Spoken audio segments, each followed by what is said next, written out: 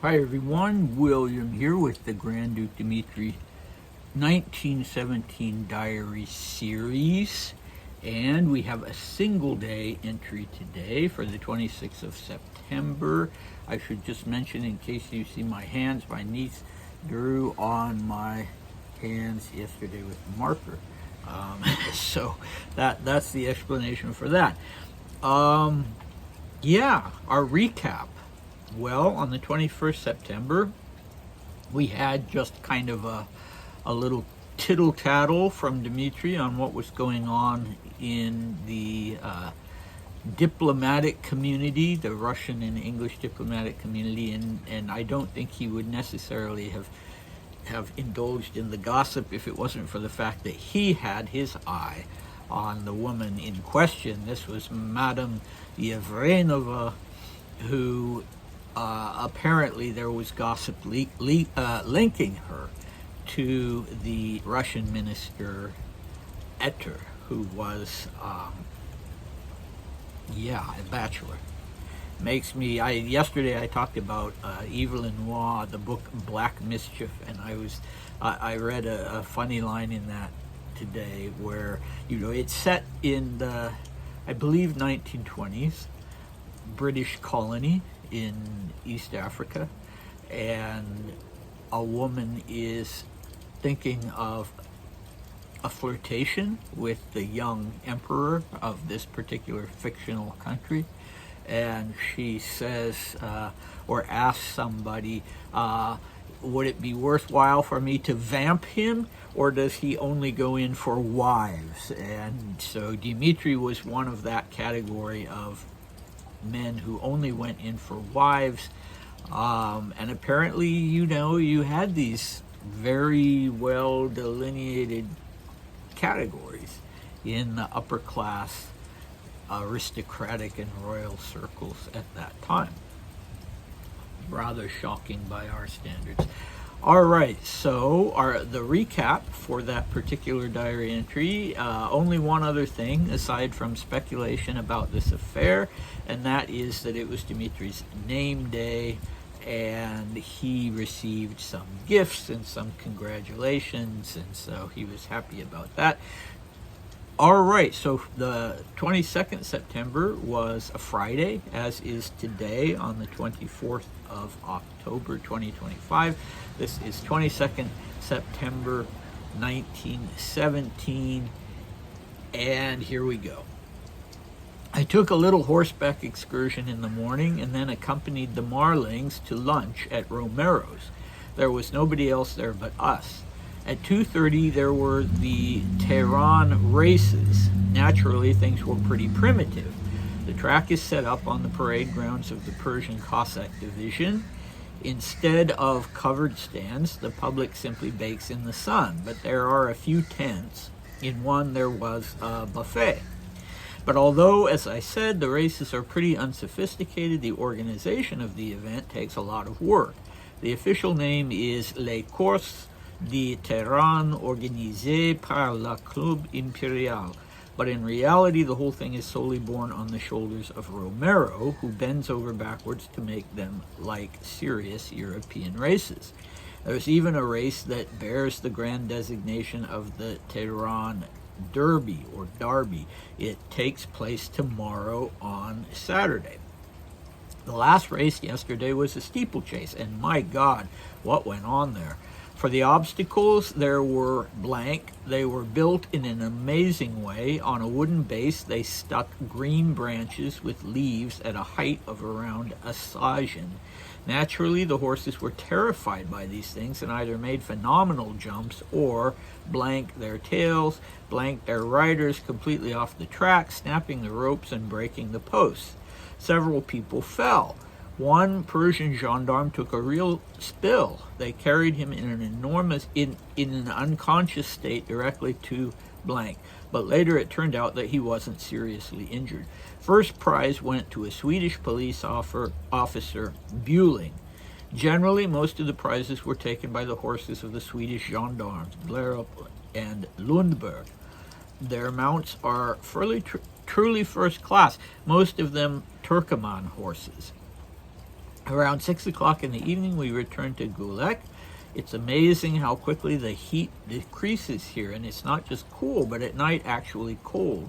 Old Marling blank.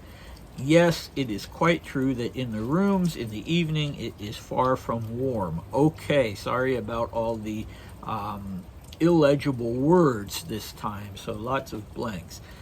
Maybe you remember Romero. He was the Spanish minister to Tehran, and he was probably the most active in arranging social events. I'm not sure what they would have done without him. Well, we'll find out, because he left in December 1917. He was the president of the Club Imperial, and he tended to arrange all these events. So, you know, again, if we were in a discussion group, one of the things that we could talk about is whether it was appropriate to have the annual horse races during the course of this nasty world war, with people dying in their thousands, whether the races were going on in other countries. The London season was past, the English season was past, that would have been in the summer, and now it's late September. But yeah, were there races going on in other countries? Was it sort of life as usual within the social realm? Anyway, in these races, they appear to have been military only. So the Swedes, gendarmes, they were called, but they had more of a military function. They weren't sort of just, arresting or citing jaywalkers or something like that. In Tehran, they were out there on punitive expeditions to keep the various tribes in, in what was regarded their proper place, and to protect travelers on the highways from bandits and that sort of thing. And they were, they were military trained. The officers were Swedish, the men were Persian or Iranian. Same with the Persian Cossack division. The officers were Russian. So, yeah, these were basically military men. A Sajin is 7 feet, so I don't know. Could they possibly have been 7 feet?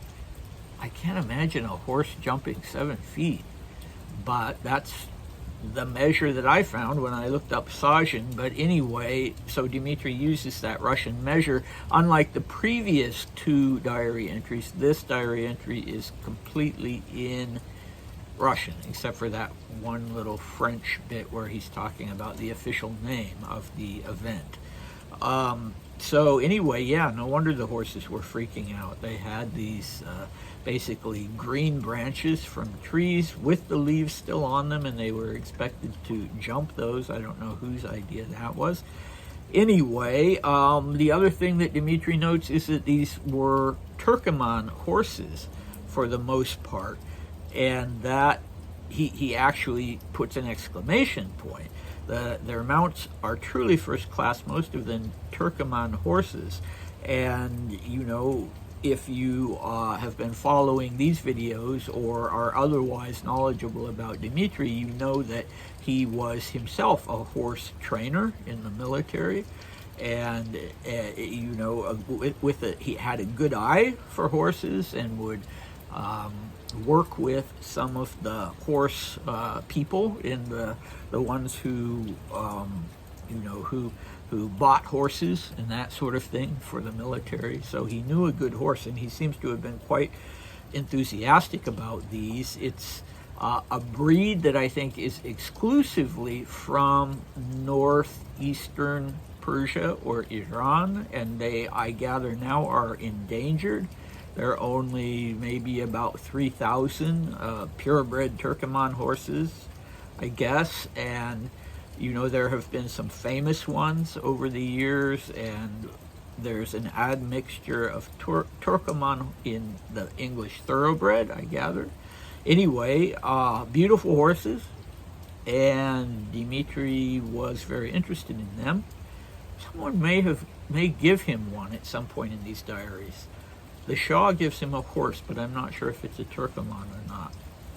All right, so what do we have next time? Well, next time we have another long entry, and the first thing he's going to start off talking about, it's a very interesting long entry overall, but the first thing he's going to talk about is what life is like with the Marlings as a sort of semi-permanent house guest with the Marlings.